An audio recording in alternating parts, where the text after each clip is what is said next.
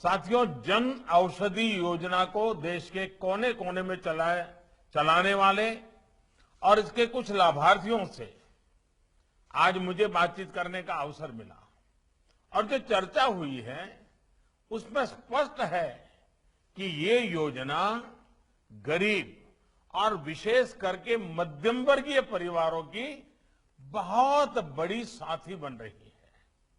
ये योजना सेवा और रोजगार दोनों का माध्यम बन रही है। जन औषधि केंद्रों में सस्ती दवाई के साथ साथ युवाओं को आय के साधन भी मिल रहे हैं।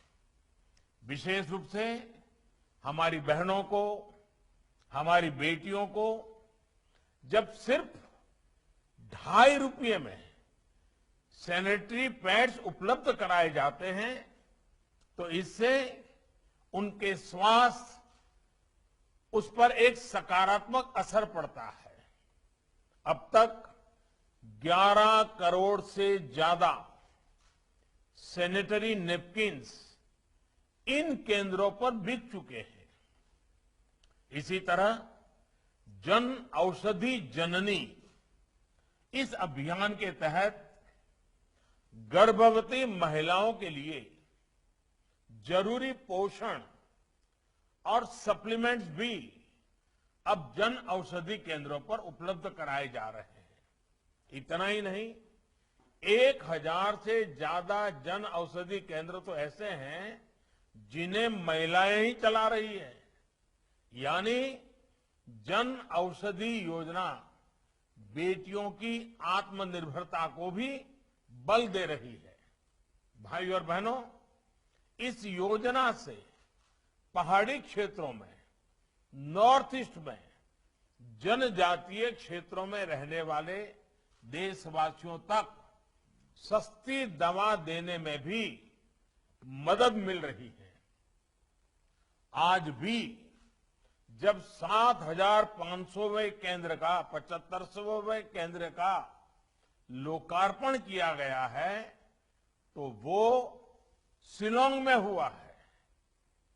इससे स्पष्ट है कि नॉर्थ ईस्ट में जन औषधि केंद्रों का कितना विस्तार हो रहा है।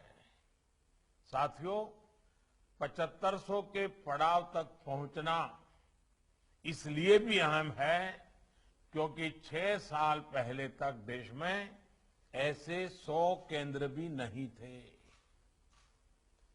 और हम हो सके उतना जल्दी तेजी से 10,000 का टारगेट पार करना चाहते हैं। मैं आज राज्य सरकारों से, विभाग के लोगों से एक आग्रह करूंगा। आजादी के 75 साल हमारे सामने महत्वपूर्ण अवसर है।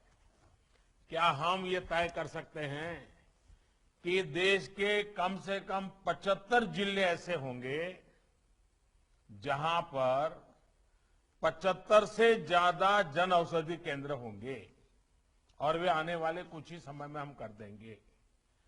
आप देखिए कितना बड़ा फैलाव बढ़ता जाएगा। उसी प्रकार से उसका लाभ लेने वालों की संख्या का भी लक्ष्य तय करना चाहिए। अब एक भी जन औषधि केंद्र ऐसा न हो कि जिसमें आज जितने लोग आते हैं उसकी संख्या 2 गुनी 3 गुनी न हो। इन 2 चीजों को लेकर के हमने काम करना चाहिए। एक काम जितना जल्दी होगा देश के गरीबों को उतना ही लाभ होगा। ये जन औषधि केंद्र हर साल गरीब और मध्यम वर्ग के परिवारों में के लगभग 3600 करोड़ रुपए बचा रहे हैं और ये रकम छोटी नहीं है जो पहले महंगी दवाओं में खर्च हो जाते थे। यानी अब इन परिवारों के 3600 करोड़ रुपए परिवार के अच्छे कामों के लिए और अधिक उपयोगी होने लगे हैं।